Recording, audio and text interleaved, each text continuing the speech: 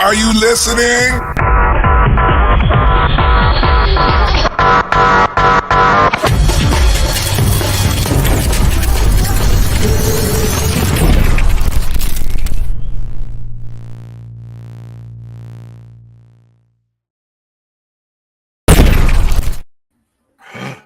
Good morning, everybody here. Hello.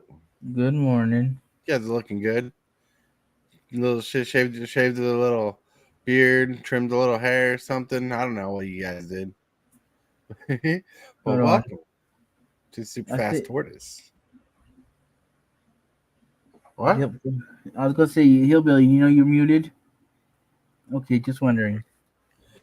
Yeah, welcome to Super Fast Tortoise, officially sponsored by CardsUtopia.com, where you can get sweet Magic the Gathering dice bags like the Super Fast Tortoise dice bag for $45 for $5 ship, or the Hillbilly dice bag way on the side right there. Yep, or you can get these vinyl line dice bags, or you can get these new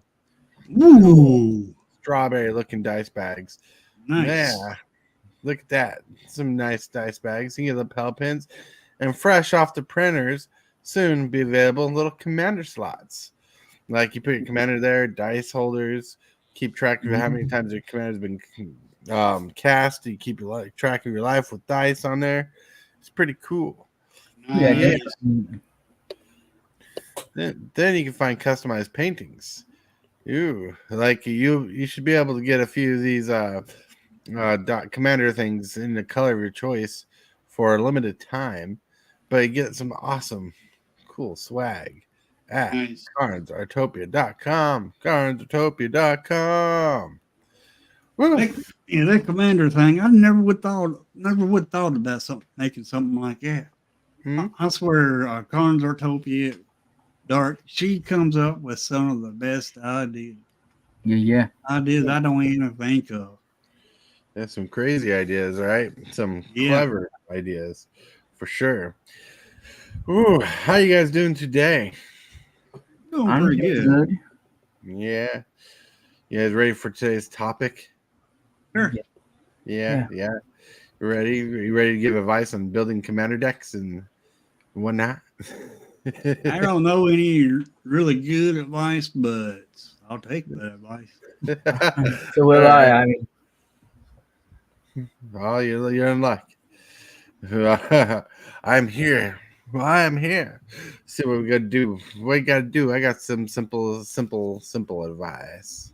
See, I turn that off. Let's see who's in the comment section. Hillbilly, Nepi, Dark, whoop whoop. All right. So today we have a good show coming up for you. Some advice, some tips for commander deck building to help you out, to help you learn, grasp, think how the tortoise thinks, maybe. It's a scary world up in my head. DJ Longhair, yo! Hey, What's up, DJ. DJ? James Willis, whoop whoop. What's up, morning people? Woo. All right, Austin. so what? Austin. Yeah. Austin, what's up? Austin. Hello to the show. Yeah, wait, that didn't sound like a coffee cup being lifted off the table. Oh, at least it's coffee in a can. Yeah, coffee. We're the morning coffee crew. Hope you have a good. You're a trader yourself. I seen you drinking that Coca-Cola. It wasn't coffee. Well, you'll never see me drink the Coca-Cola on the morning show. That's true.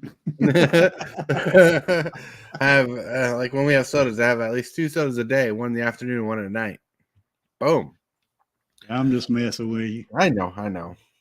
Look, if I had it my way, we'd all be drinking coffee all the time. But, I can't drink coffee all the time, so I can't have it my way all the time. So what's up? Coca-Cola is good. Yeah, we drink Coca-Cola Zero at our house. We like it.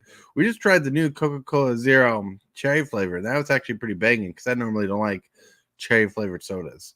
They got a new Coca-Cola out, Spice. Spice? Oh yeah, I saw that, but it didn't entice me enough to want to try Yeah, me neither. it. Like it was a weird flavor. I'm like, it doesn't sound good. But when Mountain Dew comes out with a new flavor, people are like, let's try it out. I'm a very big fan of Mountain Dew Major Melon. Ooh, love it.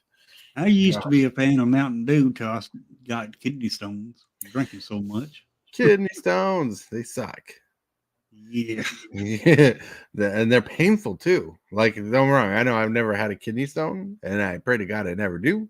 But I know a few people like you and other people who've had them. It does not sound pleasant at all. Like it sounds like one of the most not antagonizing, most annoying, painful things you can go through. It is. It's like a man. If the man's got a kidney stone, it's like from what I hear, it's like it's the closest pain that you can get to a woman giving birth. Eesh. And I heard stories about that growing up, especially when I got the guilty "I gave birth to you" speech. It was painful speech. Even Oh though yeah. I looked at my mom and said, "Mom, you had a Syrian section with me."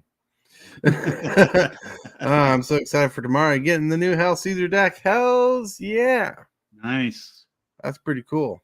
That's pretty cool. That's from is that from Fallout or that's Yep. from Assassin's Creed? Fallout. All right, Fallout. Nice. Woo woo. So, as normal, as custom, and as regular, we have a first segment of the day. Hillbilly. You know the drill. What is the first segment of Yeah. the day? That would be the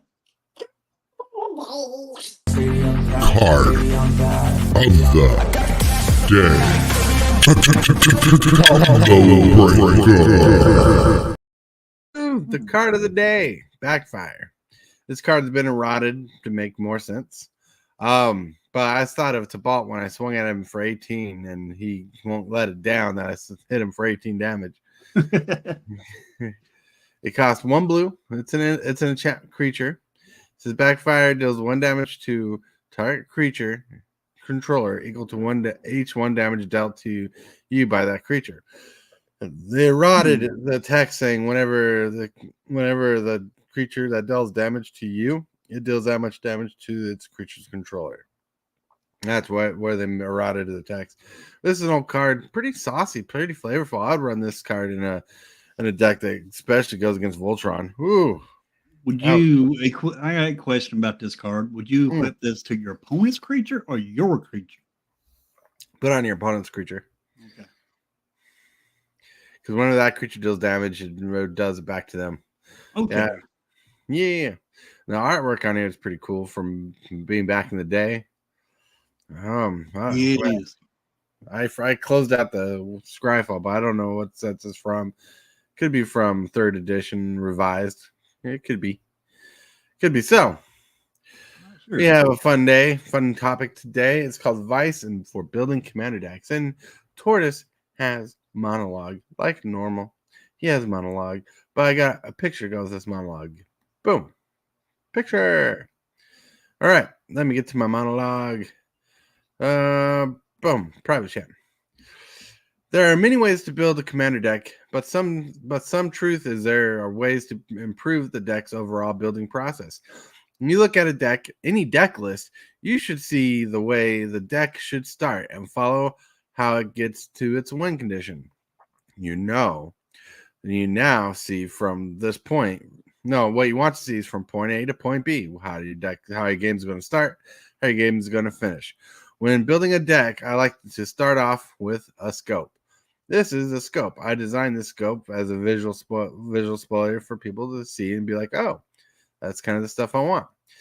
Where I dedicate opening cards slots as starter points, like mana ramp, fixing and draw. Mana ramp, fixing and draw. I put like 12 cards in a deck. Then I adjust those numbers as I build the deck. When I build a deck, I'll adjust those numbers higher or lower as needed. So I start with 12. Sometimes I go to 13, 14, sometimes even higher. Or sometimes I go to 12, 11, 10, 9, varying on the build.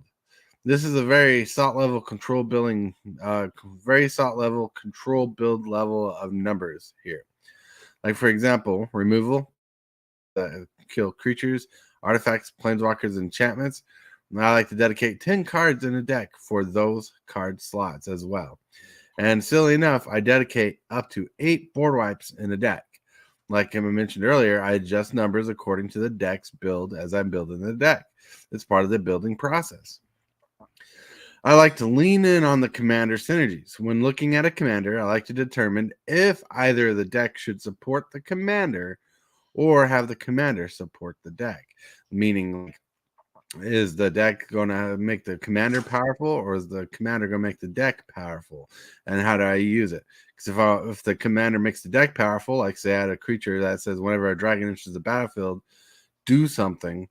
That means I want to focus the deck to be about dragons and the commander support the deck. Where if I had a card that says whenever dragon comes into play, the commander gets +1/+1 until a turn. Well, that will be building the deck around the commander. All right.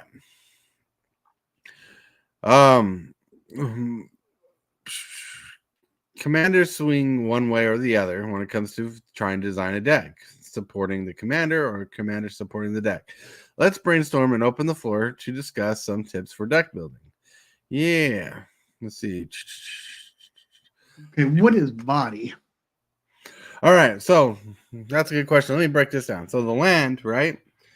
There's 37 lands, right, in a deck. I like to have 37 lands, Mana, ramp, and draw, I like to have 12, right? That's 12. 12 mana, ramp, and draw cards. The cards that support the deck and the process where it goes. Those are the cards that help you build to your theme from going from point A to point B, from how your deck starts to how it finishes. Removal, and I'm going down the list on purpose. Removal, like I run 10 cards there. That's because I want to at least have 10 removal spells. Now, the land, mana ramp, draw, and removal spells are dedicated slots because they're not usually the synergy in your deck. But if you can find land, mana ramp, and removal that fit your deck synergy, that's pretty good. Board wipes. Board wipes are really good for nullifying the power level issue. Because you can stall people's boards and higher power levels if you can board wipe their board state to give yourself room to be. The body of the deck here. See, I went through all that to explain. The body of the deck is the cards you have available from the scope that you start with. Like I said, numbers are adjustable. You can change them as you build the deck. The body is where you put your creatures, your synergies, your signpost cards, everything else. That's like your vampire deck. Like if I were to look at your vampire deck, and I have a copy here, I went for some sleeves. I would separate the creatures and the removal and the board wipes and stuff to see what it makes what. Because if you took your deck and separated the mana ramp and draw, you'd see how fast your deck will go, how tempo will be. Is there enough? Is there not enough? Same with removal. If you separated your removal, you'll be able to see if there's enough or not enough to support your synergies. Like to support protecting your synergies, your cards. Board wipes, just clear the board. The body is the deck, the synergy theme, the engine of how your deck's going to run with the synergies of the creatures, the synergies of the types. Like my enchantment decks, enchantments would be more the body. And if it helps at all, the body is the most creative area you got with the deck in this build. So you mana ramp and draw. You don't really want to mess with it. You'll mess with the numbers, but you don't want to build a deck without mana ramp and draw. So you want to dedicate some spots for that. Same with removal, board wipes. But like body in your vampire deck, that's vampires, your vampire synergies, your enchantments for your tribal theme. That's everything else that's not board wipes, removal, or mana ramp and draw. That's everything else. That makes sense? Yeah, it makes perfect sense. All right. And how do you know how many creatures to put into the deck? So if you're a tribal theme, you're probably going to have your creatures. Where if you're going towards like a spells matters theme, you have to even out the spells and the spells matters support cards like enchantments and creatures that care if you cast an instant sorcery or planeswalker or non-creature spell in general. So the body gives you the momentum to build around. So like for instance, spells matters, right? Spells matters means there's lots of spells in your deck. Mana ramp and draw are usually instants and sorcery spells. Sometimes you run enchantments like Monastery Siege or Phyrexian Arena as enchantments to help you with your draw. But like in the spells matter deck, you're usually running non-creature spells for your mana ramp and draw and your removal. Where things that can change, right? Here's a solid part to think about. Things that can change in this is how you do it, because you want to be able to fluctuate with your synergies with the commander. If you're running elf tribal, your body will be all your elves, but your mana ramp and draw will support your body because most of your mana ramp in elf tribal are going to be little one-drop mana dorks like Llanowar elves, Elvish Mystic, and so on and so forth that go synergies, because that's what you want to rely on is your synergies. And removal is the same way. You know, when you're building a deck and you're building 3 colors, 2 to 3 colors, the first thing I look at is the removal spells. There's enough ramp out there, mana rocks and mana searching out there nowadays. You don't have to worry about going too deep into that. But removal, you want to have color that at least has some form of removal and ways to get around that. Now, board wipes are just board wipes. You know, green doesn't have a lot of strong board wipes, but there's some board wipes in green. But you want to have access to board wipes to clear the board, you know, because the mana ramp, draw, removal, and board wipes are there to support your themes and synergies. And like I said, numbers on this list are adjustable. Do not take this as the end-all, be-all. Tortoise is saying this is exactly how you build each and every deck.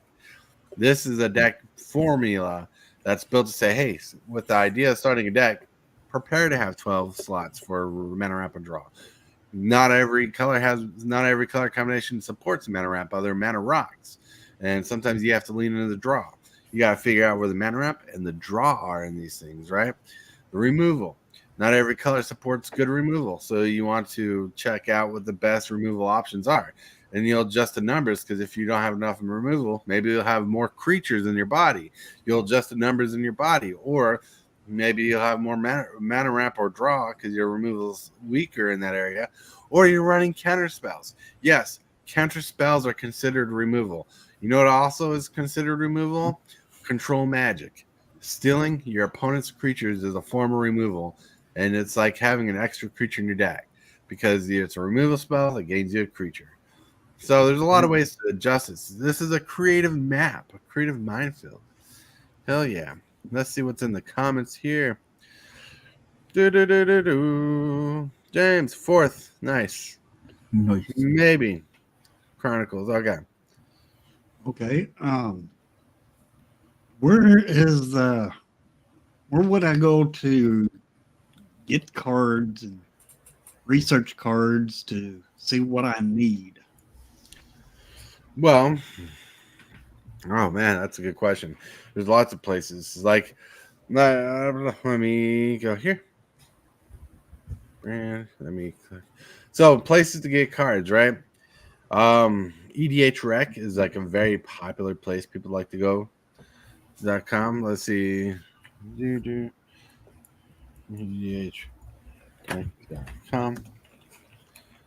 All right, so EDH Rec is a place people like to go to look for cards and synergies. Right? And I'll put a link here in the chat if you want to check it out. Oh, that's a private chat. Nope. I meant to put that in public chat. I mean, is there a certain place to go to buy cards? Certain place? Well, there's many websites. Or certain people? Right. There's certain websites you can go to, but like in the description below, there's Tibalt's Apprentice and TCG Dude have links for TCG Player. Search to see if they have cards you want. If you want to buy from them, really good sellers, really good reviews. TCG Dude and Tibalt are honest people. Good morning, dudes. Okay. Good morning. Talk about the devil, they always appear. Speaking of the devil, right? So as you buy, like if you can go to edhrec.com.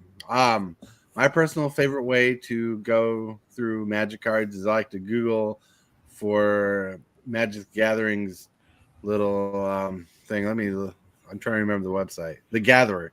I try to go to the Gatherer. Okay. What if you don't know a name of a card that could actually help your deck? How could you look for it? Scryfall is a good one if you know the part of the name. Like, say you're looking for a certain mechanic. Like, So let's say you're looking for a mill mechanic. How would you? But you don't know the name of the card. So what I would do is I would go to Google, right? And I'll type in MTG first, so Google knows you're looking for Magic the Gathering, and type in the ability you're looking for. So just start off with one thing, like MTG. Target player mills 3 cards. Whatever pops up, it should give you a card that might not even be the correct card, but it is a mill card. And take the text of that card and I'd reformat the Google question to that card, so it'll bring up mill. You can type in MTG cards that mill, and it'll have a gather. Or target player discards X cards. The target player puts cards from the top of their library. You could put that in. You can put that in Scryfall, EDHREX, or Google, and it'll bring you a plethora of things. The reason why I like the Gatherer, and I use Google for the Gatherer, like I'll have a commander, like when I did Rafik, and I typed in MTG Exalted, because that's an ability, right? That's a fixed ability. And you type in MTG Exalted, and the Gatherer pops up. You click on the Gatherer, it's going to give you a list of every card that's ever been printed with Exalted. Okay. Right? Every card. And you can go to MTG, you can type in Google MTG Gatherer, right?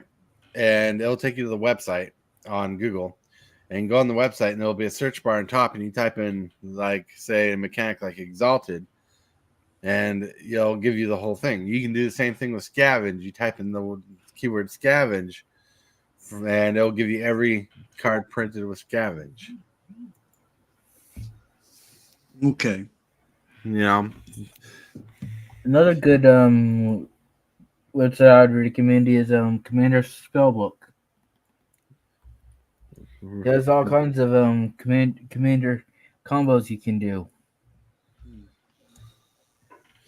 Commander combos, yeah. Spellbook's pretty good too. Why do you enlighten people on how you use the Spellbook? Well, if you look for a certain card, say that you're searching for a combo, you could type with Krinko. You could type in Krinko Mob Boss, and it'll show you all the combos he can do with different cards. Right. And see that, and that's how a lot of websites work. Like Scryfall, Spellbook, they do good. You want to use the resources you got. The resources are important.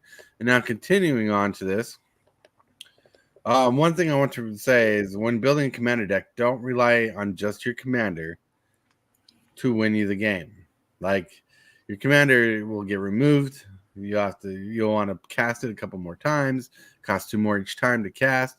So don't rely on your commander wins. So try to build your deck into strategy and synergies to work on its own, where your commander makes it way good. The strategy way good, right? So if the commander is for the deck, and the deck's supposed to support the commander, make the deck really good where it makes the commander really solid, but don't rely on a commander. Have other win conditions. On the other hand, if your commander is there just to work as an extra piece in your deck, work that to your advantage. Hello, TT dude. I've been wanting to work on. I've been wanting to work on a commander deck, and here's my commander. Right. Ally commander. Uh-huh. 5 colors, and I really don't know where to go. Huh. Well, what's the ability that what's the abilities on the creature? When General Tarzi enters the battlefield, you may search your library for an ally creature card, reveal it, put it into your hand, then shuffle your library. Pay Uber. Ally creatures you control get +X to end a turn where X is the number of colors among those creatures. Right. Hold on a So second. it's a creature tutor. It ETBs to search for an ally card, ally creature, and then it has a pump ability that you pay Wooburg into. Yep. Yeah, ally creatures you control get XX until end of turn. I'm reading the card too on Card Kingdom, so don't think I'm pulling this out my memory bank. It's been out there for a while. Yeah. Okay, so if I want to comment on it, first off, it's a cool card. Interesting that it's only been printed in Oath of the Gatewatch. It has never been reprinted anywhere else. One and done. It's a 5-mana 3/4, so you're already kind of uphill for mana cost with power and toughness, but you do get a tutor out of it with the ETBs, which you can flicker. Right, that's the cool thing. It's not always just the when you cast it out of the command zone, but you can ephemerate that thing in multiple different ways to fill up your hand. All right. You see what's on screen? Yep. I'm on the Gatherer, and I went to Google and I typed in MTG Ally, and it brought me a Gatherer search result. Now here, they're saying there's 96 results for creatures with Ally and the ability. Wow. Now look, there's Astral Protector, 3 mana, creature, human, soldier, ally, 1/4 vigilance. Do you want to run that in your deck? Probably not. Who knows? You got Aghanim Occultist, human, shaman, ally. You got Akiri Lion Singer. It's a core soldier ally. See, it's showing me every card with every creature type with ally. So it'll give you the things you want, like Beast Caller Savant, Elf Shaman Ally, Mana Ramp. Woo woo. So there's ways to get across. Like, here's a good card for allies. Bruce Tarl Brurish Herder. Human ally. Whenever Bruce Tarl Sporter enters the battlefield or attacks, target creature control gains double strike and lifelink until turn. And as partner. Yeah. You can run this in 99. So yeah. Even a vampire that you run in your vampire deck has ally and ability. Cliffhaven Vampire. All right. If a card has partner, and does this have to have partner also in order to be a commander? Yeah, partner commanders both have to have partner on the ability or on their text box. Yes. That's another vampire I run. Look, it's General Tazri. General Tazri. All creatures you control get +X/+X until in turn, where X number of colors among those creatures. So basically, 5 mana, the biggest toughness you can get is +5/+5. That's the commander right there. Right. Huh. That's interesting. So the biggest this creature can pump is +5/+5. Allied creatures you control get +X/+X until in turn, where X number of colors among those three. Yeah. So 5 mana creatures get +5/+5. You definitely want to go an aggro route. So he doesn't rely. So the nice thing about this, he doesn't rely on all creatures being allies. So you want some good allies to tutor for when he comes into play. There you go. So you don't have to. So you just look for the best allies in the colors here. In the cards here. Who knows what other good allies there are? I'm just going through. If I see something that pops up. Shapeshift. Like when Draga Bard or another ally enters the battlefield under control, you may have allied creatures to control gain vigilance until in turn. That's a good card. So yeah, because like ally was a really good ability back in Rise of Eldrazi block, and they actually allies shared synergies with other allies. They were kind of like slivers, but it was more ETB. Allies do something. Oh, look, here's a good card. Castla, the Broken Halo. Convoke. Creatures you cast. It's an angel ally. Creatures can help you cast this spell by tapping them. Has Flying Vigilance Haste. Whenever you cast another spell that has Convoke, scry 2, and draw a card. So you can run some Convoke in your deck with this ally synergy. Yeah. So you're definitely going to go for an old school beatdown kind of build here. A little bit of that turn sideways and get the win. Right. Look, here's another ally. Mina and Din Wildborn. Legendary creature. Elf ally 4/4. You may play an additional land on each of your turns. That's pretty solid. Pay red and green, return the land you control to its owner's hand. Target creature gains trample until turn. Nice. Yeah. You miss, so you can miss a now. That would work good with landfall abilities too. Right. That would. Right. Oh, here's a good one. I remember playing this guy back in the day. Marasa Pyromancer, 6 mana.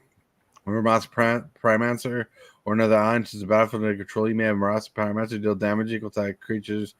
The number of deal damage to target creature equal to the number of allies you control. That guy is pretty solid.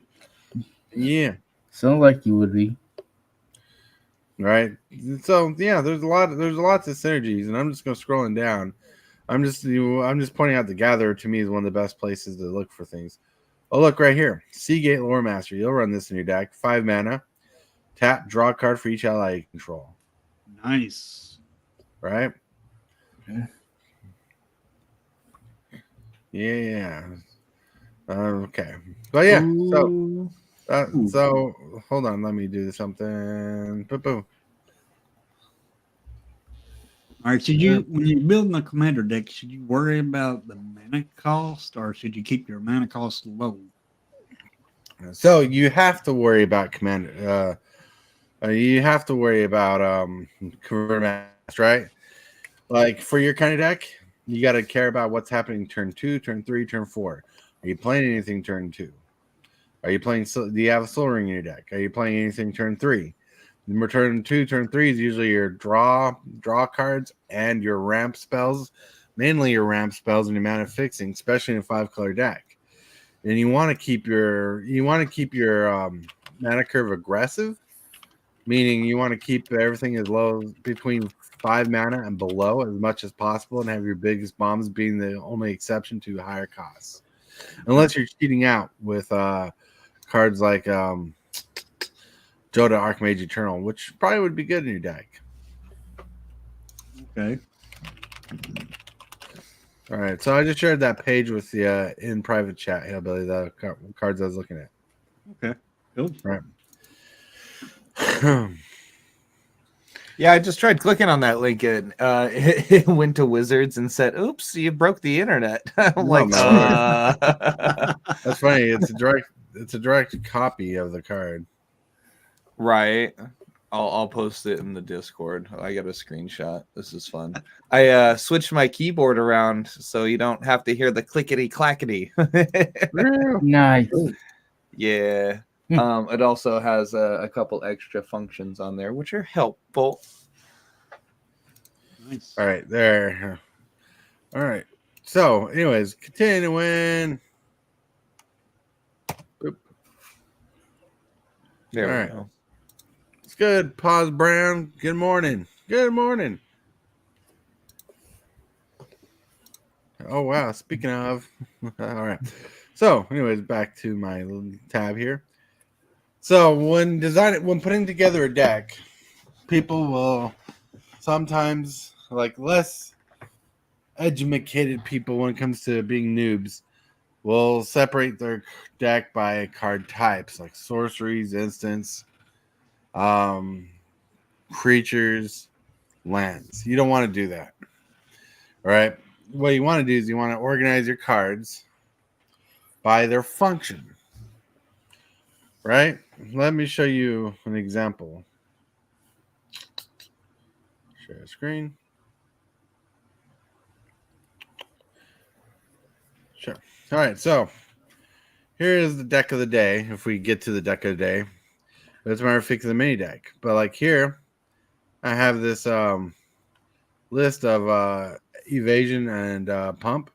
You got Aqueous Form, One with the Wind, and Spectral Flight here. And those cards are to show that they're to give my creatures flying or evasion, and they pump. Except Aqueous Form is just straight up unblockable, right? Okay. My deck doesn't do much with removal. This deck doesn't do much with removal because it works differently than most decks. There's 4 pieces of removal, 3 more exactly. They just put Basilisk Collar in here as removal. But like it lets me know my dependency on my removal. But there's protection. Canopy Cover gives a creature hexproof. Mask Avacyn gives a creature hexproof. Shield by Faith gives a creature indestructible. Shield and Plaques gives hexproof and draws a card, and Swiftfoot Boots, which gives hexproof. Hmm. All right. So coming up here with is I designed this deck to be like this, like in the organizing, so people can look like, oh, how can I protect my strategy? Well, protection in this Voltron strategy is giving a creature hexproof or making them indestructible. There's 5 of them. Okay. There's some pump spells, very easily attained, playable 2/1 drop pump spells. People can look at this and be like, oh, those are pretty good for this deck, right? So it lets someone who's going through the deck know that this is probably more an aggressive deck, but their function is to pump things up as soon as possible. Like for over here, you got uninteractive creatures with evasion or a form of it. Like I say, Traft doesn't have evasion, but he attacks with a 4/4 angel. He has hexproof. Invisible Stalker here has hexproof. Venonthrope has hexproof. That means that not only are there 1, 2, 3, 4, 5 ways to give creatures hexproof, 3 of the creatures in my deck already have it. Nice. All right.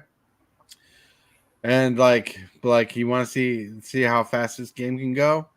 There's infect in this deck. A lot of 2-drop infects. There's one removal spell. Like Corrupted Conscience is a removal spell, but I can also use it on my own creature to give it infect. Listen, Elf, right? So it shows you how nasty this deck can be if I get this early game, right? Yeah. Then Aura Pumps, right? Aura Pumps. All that glitters cares about enchantments. All Ancestral Mask cares about enchantments. Eldrazi Conscription cares about pumping up a creature and 0 armor, right? All that good stuff. That's to show people that how the deck wants to function with all enchantments and why there's enchantments and artifacts in the deck there are. Anyways, what I'm showing you is since I have this separated in what the cards do, like the tutoring, like there's a bunch of tutors here. It shows me, the builder of the deck, how it's supposed to function. And anybody looks at it can be like, oh, that's how it functions. It's separating it so you can understand how your deck's supposed to work from point A to point B. Like someone like me can look at this deck and be like, all right, my average CMC here is 2 and 3 mana, right? With some exceptions like Finest Hour, Sublime Archangel, Someone's Lost Allura, Guildspire Avenger, they cost 3, right? They'll cost 3 more. That's because those are bigger win condition cards, so they help the strategy. So you know this deck's gonna be aggressive. Your mana curve shows you. Like I wish there was a way to see your mana curve here. Is there a way to see mana curve here? I don't know. I'm trying. I don't know. Oh, well, let's like this first of all. That's weird. I'm trying to see this. Your table. No. Oh, table. Let's try a table. All right. Here's a table view of the deck, right? Okay. And you can tell by the average cost of everything by going down the table that most of the spells cost 1 and 2 mana, with the exception of 3s and higher. Okay. That means turn 1, turn 2, I'm playing lots of things. Okay. And then he gasses out. No, I'm just kidding. Okay. I understand that. Basically, your mana curve is you want to keep your mana curve as low as possible. Well, you want to have a higher range of cards in your lower mana curve, just so you know what your early turns are going to be like.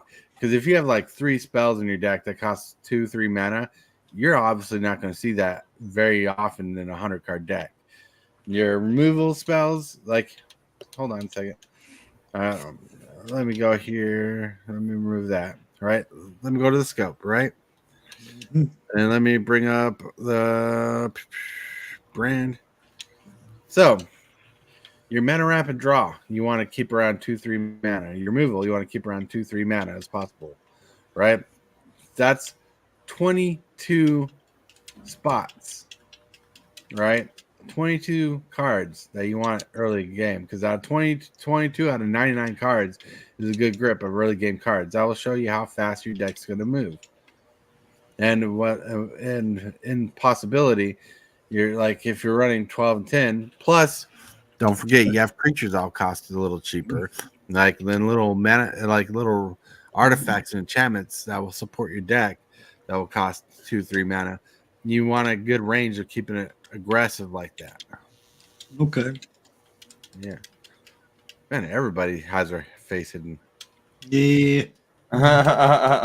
I had a little bit of a late start, and I'm actually fixing to get a haircut today, so I'm just keeping it hidden until I'm ready to reveal it.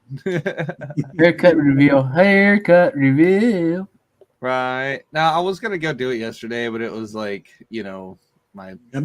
I really wanted to chill and rest and relax, so got some gaming in and all that. I was happy to be able to hop in a stream or two, and yeah, here we are talking about more deck building because mofo, if you're in Magic, you're going to be building a deck at some point or another. Oh yeah, you Yep. will be. Yep. Even on Arena, you got to build decks. Right. And if you're taking notes at all, Hillbilly, don't forget the BREAD acronym is still just as important in Commander as it is in Limited. The BREAD acronym, right? And I'm going to do this facetiously in a way. Or break So, it no down comments. simply because what is BREAD acronym? So BREAD, B in BREAD, stands for bombs, your win conditions, your big booming stuff, right? R stands for removal. And the reason why B and R are the first two letters because they're most important in your deck, Okay. right? Then E in BREAD stands for evasion. Creature is flying, unblockability, trample, meaning how much damage can you do, right? Hello, Austin. You're welcome back. A stands for aggro. You want to know how much damage you can push or push for in a deck. Some decks are low on aggro, some decks are high on aggro, but you want some ability to push damage or your win condition in, right? And D on the list, people when they made this acronym up called them duds, cards you don't want to play. Duds are cards you don't want to play. But the tortoise has turned this around and said D is for draw. You want to be able to draw cards and have a good draw in your acronym. Now, I don't know if you saw this, but as I was telling you, I was typing in chat each acronym, each letter, because your drawing, removal are very important. Your bombs, your win conditions are pretty good. Like your ally deck might not have big ally win conditions yet. I don't think there's big ally win conditions yet, though. Changelings are allies. Mm-hmm. Yep. Mm-hmm. But like you might have to go with the go wide strategy depending on your deck because your commander is +5/+5 spread across the board ability might be good if you go wide, not tall. Right. Go wide means tokens and getting a lot of creatures out. Tall means having one creature making it big. Mm-hmm. Yeah. Okay. But you're in all 5 colors. You can run some expensive cards like Craterhoof Behemoth as a win condition. Right. Mm-hmm. Yeah, the 5-color aspect definitely switches things up a little and really opens the doors for you. Personally, I tried making like the only 5-color deck that I've attempted at building was a sliver deck. And as much as I like the theme and it looked really cool, it kind of just like was all homogenized. It was all just, oh, this is a sliver, this is a sliver, this is a sliver, and like it felt a little bland. So I'm looking forward to revisiting building a 5-color deck with a more focused, build. Right. Tortoise has A simple hack for designing a 5-color deck. Okay. All right, TCG, this is gonna blow your mind because it's so simple. I'm listening. Right? What Tortoise does when he builds a 5-color deck is he assigns a color to a reason for existing in the deck. When I built my 5-color deck, I wanted red to represent haste. Every red card in my deck either deals with haste or is part of an existing synergy in the deck, like recursion or something, right? So Yeah. Fervor is in the deck, Team Ascendancy is in the deck, because red's in there, give my creatures haste. Because my 5-color deck is Bomb, is a dinosaur deck. Spoiler alert if you didn't know. Blue is obviously for draw in this case, right? Blue represents the draw power in the deck. Blue represents what I can do. It helps me fix the deck, helps me get the deck out. Green, mana fixing, right? Green's good at mana fixing, so green in there is for the mana fixing, plus some bombs, because dinosaurs are green bombs too, Naya bombs in general. But then, as it get more complicated, black is reanimating. Black's for the reanimation. White is a mix of reanimation and well, to be honest, there's not a lot of white cards in my 5-color deck. He's like, on second thought. well, there are some white cards in the deck, but they're more supportive cards, right? Because white at the time when I built the deck didn't have all the support back then as it does now, and I haven't really changed it. But then with those in mind, because I went with the 4 colors that did the best with me in my 5-color deck. Because a 5-color deck doesn't mean you have to run all 5 colors to be super amazing. You want to be able to play your commander and play its ability, so you're gonna run 5 lands of a land of each type, kind of like 2 or 3 basics and whatnot. But you're gonna focus on, like, it's gonna be easier to focus on like 3 to 4 colors.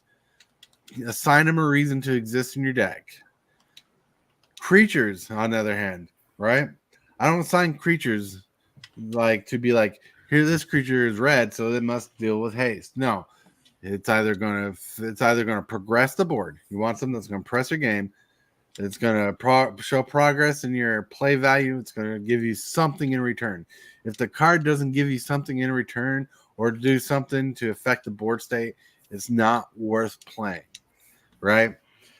Like if it's a mana rock, that affects the board state because it enhances your board. If it pumps a creature up, it enhances the board for combat. If it draws you a card, it enhances your hand. If it does something to enhance and progress, that's what you want in that state. Okay. You know, like so you're not gonna want, like, the most egregious way to look at it is you're not gonna play a manila creature just because it's an ally. Right? Like that 3-mana vigilance creature we saw. You don't want to run that in your deck just because it's an ally. No, you want to play something like a Wrath of God, and or Path to Exile or Swords of Posture. You're gonna put a good removal spell. Or you're gonna find a card that draws, right? And then like that blue ally that taps to draw a card for each ally control is pretty solid in an ally deck. Yep. Every card you want to have a function to show that your deck's to progress. 3 key places that your deck should function the most: in your hand, on the board, and in your graveyard. In a 5-color deck, if you don't have access to your graveyard, you're kind of building it wrong. If you don't have cards drawing cards in your hand, you're kind of doing it wrong. If you don't have cards that are doing stuff when they're into the battlefield or having a stack ability on the battlefield, you're kind of doing it wrong. And what I mean by doing it wrong, everything has to affect the board, because the key thing you want to do when you're building a deck, and I don't mean to sound like a preacher on a pedestal here, that's not what I'm trying to do. Fine. But you want to play stuff people have to interact with or can't deal with. Okay. That's why I like enchantments. As much as there's enchant removal for days out there, people don't run enchantments a lot, right? Or enchantment removal a lot. So they slide by the radar.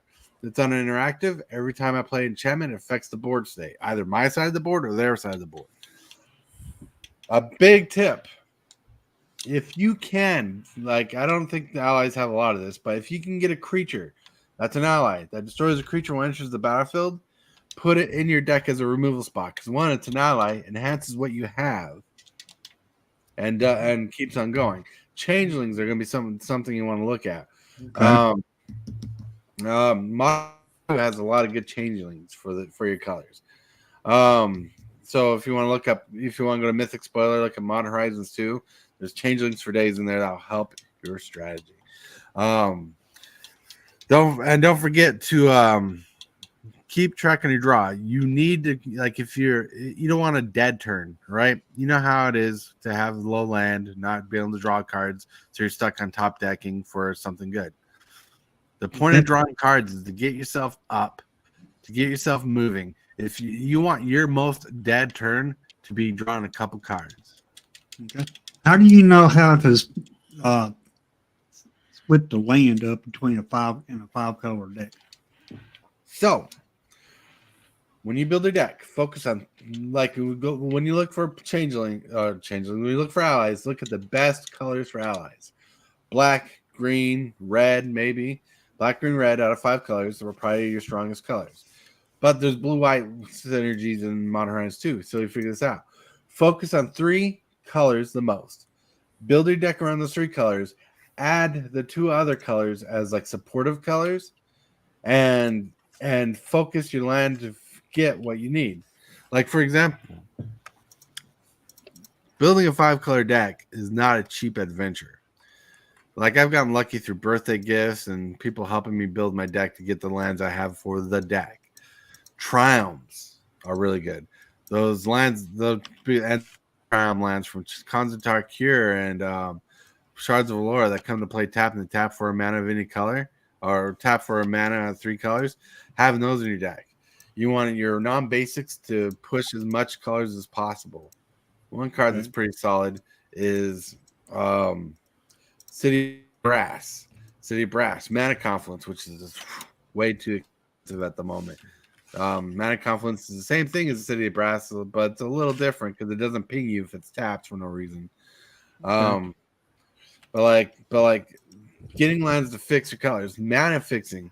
You want to like you start out with running 5 of each basics, right? That's 5, 10, 15. Now subtract that from the 37, and now you have what? 22 lands available, and you're going to divide that up into 3 as equal as possible between 2 color pairings or 3 color pairings. You're going to try to get so that's what you want to do.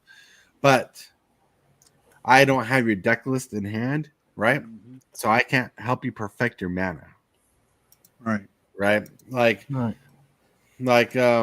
5-color deck has enough 3-color lands in it and enough 2 colors scry lands and stuff. Scry lands are really important in 5-color decks because you need to, because like if you get like a 6-mana drop on your top deck that you can push to the bottom and you got like 2 lands on the battlefield, you're really digging for lands at the time if you have like 3 lands in hand. So top deck control. Sensei's Dividing Top. Probably like the last time I checked it was like a $9 card. In your kind of deck, you're going to need it. Okay. Sylvan Library, you're going to need it. I can teach you how to play Sylvan Library if you don't know how to play it. Okay. Right. I'm naming off expensive cards, like $9 to $20 cards. But, like, you know, if you need to, you can proxy them for the meantime. Mm-hmm. But they're important for your deck strategy because when you're running a 5-color deck, you need as much control over your deck build more than you do like a 3-color deck with green and blue. Okay. Yeah. Makes sense. You got any advice, CCG dude, you want to offer? You touched on it a little bit. So if you're doing 5 colors, right, you definitely want to have starting with the 5 basics, just in case, you know, your lands get blown up, you get Sundering Titan, something happens to where you need to replace your land with that color. So the 5 basics. Then I do the 5 temples, at least, right? I don't know if there's more than 5 temples, but definitely have to have the scry lands. Those went in my sliver deck as well. So 5 basics, 5 temples. Personally, if you're like on a budget, get the slow fetches and then the Battle for Zendikar dualies. Right. They also have the new Surveil lands. Actually, as a matter of fact, you get a playset, or not a playset, but you know, the menagerie of Surveil lands from the new set. And I want to point out that last time I checked, they're like $2-3 a piece. That is a steal on those lands. They were when the set dropped. They're like $10 a piece, $20 a piece. No, now, depending on I the think I version. missed my window. Yeah. Damn. Wow. Sorry to be the bearer of bad news. That was my chance of getting a full set of them. All right.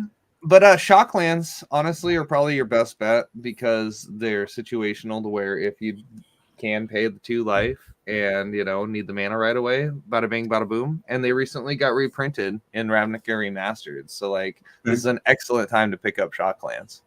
Excellent time. You are totally excellent. Excellent, dude. Yeah, let's see. Morning. Everybody say morning in chat. Good Morning. morning. Good morning, DJ. James Willis says the Shadowmoor filter lands are pretty good too. Yeah. Well, if you don't know what they are, the lands that you pay colorless and you add like two green, 2 white, 2 blue, or no, 2 green, 2 white, or a green and a white. Yeah. Right. They're You going can pretty hybrid it up. They're Mhm. really nice. Okay. I think they were reprinted in Double Masters recently. Right. Yeah, and they're a good price. They're a good price. But anyways, we totally went through the deck of the day earlier, right? As I was showing you an option. So here you go. The deck of the day is brought to you by Red Cub Leather. High quality leather deck boxes and merchandise. Customizable options are available. The link is in the description box below. Yeah, Excuse me. you're good. All right. Now looking at the time, it is time frames. I like to stay in time frames. Hillbilly. Alrighty. We're still on that grind to get to 400 subs, so we can do a giveaway. Make sure y'all, if you ain't subscribed, make sure you subscribe. And the giveaway is going to be open to U.S. residents only. I'm sorry. And it's because of all the shipping and stuff. It's very costly. And one thing about my giveaways, if you do win, I myself take care of the shipping. Hell yeah. And Super Fast Tortoise is one of my winners from the last giveaway. He can vouch for that. Yes, I can. And anyway, once we get to 400, there's going to be a giveaway. Won't be no stream this afternoon. I've cut my stream time down to 1 stream a day. That's at 9 a.m. Central Standard Time. I'm doing Arena every day at 9 a.m. Central Standard Time. And that's all I have to show right now. Yay. All right. TCG dude. Yo. I don't have a whole lot on the plate right now, but Fallout is releasing tomorrow, so I might hop in for a Fallout stream for New Vegas or Fallout 3.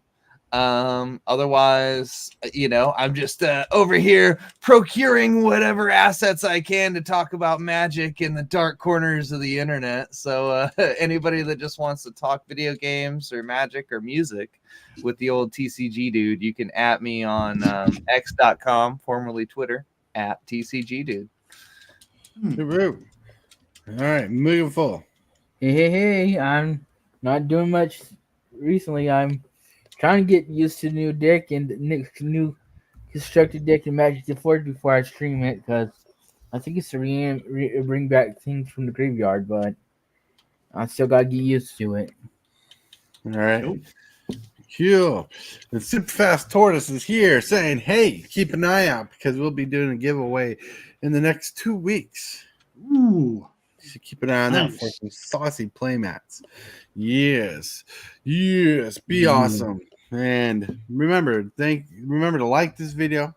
Please subscribe if you like the content. If you got any advice, let me know in the comments that you like to you'd like to share, I'd appreciate it. But giveaway coming up soon. And if you didn't know, if you haven't noticed, for the playmats, we got shipping tubes for the playmats. And these things are pretty solid.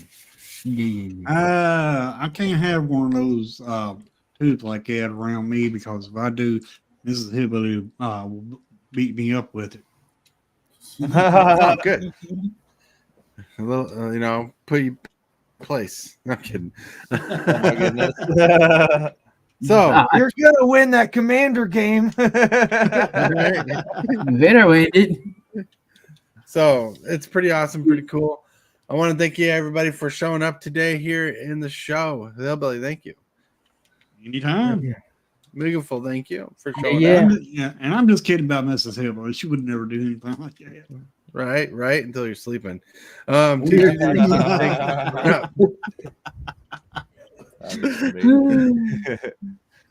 All right, and everybody in chat, like James Willis, DJ Longhair, coffee, DJ Longhair, Austin, you guys have been awesome. Thank you for hanging out, being cool, filling up the show with us. And until next time, my friends, have fun, play wise, instead of trouble. James Willis. What? What James Willis said. Tell her to fill it with rocks first. All right. Oh yeah, and tonight's DJ's Roundtable Nights. Check him out. All right. Remember, everybody, listen to Megatron. Shockwave! What is your command, Megatron? Subscribe for Magic the Gathering and other content for evil fun. Fear not, Megatron. Cybertron shall remain.